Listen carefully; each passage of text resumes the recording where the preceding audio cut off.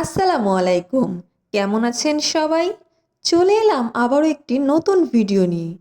আজকে আমি আপনাদেরকে শেখাবো কিভাবে মচমচে ফুলকো ফুলকো বেগুনি বানাবেন। তাহলে চলুন রেসিপিটি শেখানো যাক। এই মচমচে ফুলকো ফুলকো বেগুনি বানানোর জন্য প্রথমেই আমি একটি বাটিতে আমি যে পরিমাণ ব্যাটার বানাবো সে অনুযায়ী বেসন নিয়ে নিচ্ছি। এখানে আমি কিছুটা বেসন নেওয়ার পর তাতে সামান্য ময়দা দিয়ে দিচ্ছি। ময়দার পরিমাণ খুব বেশি নেবেন না। তারপর এখানে হলুদের গুঁড়া, মরিচের গুঁড়া, পরিমাণ মতো আদা রসুন বাটা, ভাজা জিরার গুঁড়া, লবণ, কর্নফ্লাওয়ার ও বেকিং পাউডার দিয়ে ভালোভাবে শুকনো উপকরণগুলো মিশিয়ে নিচ্ছি। শুকনো উপকরণগুলো খুব ভালোভাবে মেশাবেন যাতে এখানে একটুও দলাভাব না থাকে। শুকনো উপকরণগুলো মেশানোর পর তাতে পরিমাণ অনুযায়ী পানি দিন। পানিটা কিছুটা অল্প অল্প করে ধীরে ধীরে যোগ করুন।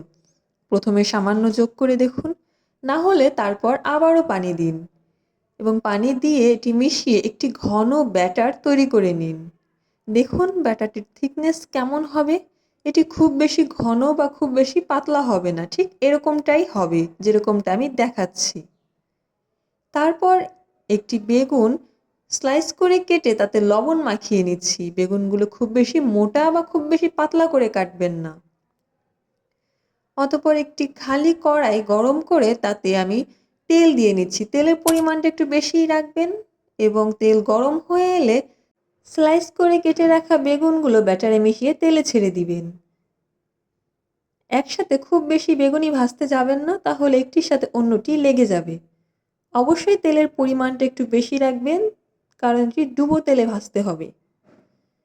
তারপর এভাবে ফুলকো ফুলকো হয়ে আসলে সেগুলো একটি বাটিতে উঠিয়ে রাখুন।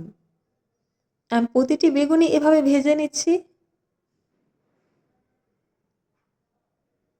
প্রতিটি বেগুনি ভাজার সময় লক্ষ্য রাখবেন চুলার আঁচ যেন মাঝারি থাকে।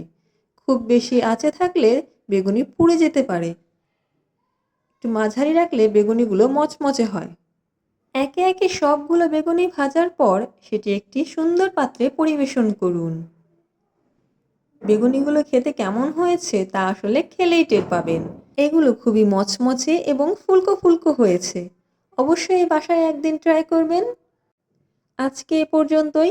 লাইক, কমেন্ট ও সাবস্ক্রাইব করে আমার চ্যানেলটির পাশেই থাকবেন। অসংখ্য ধন্যবাদ এতক্ষণ আমার পাশে থাকার জন্য। ধন্যবাদ।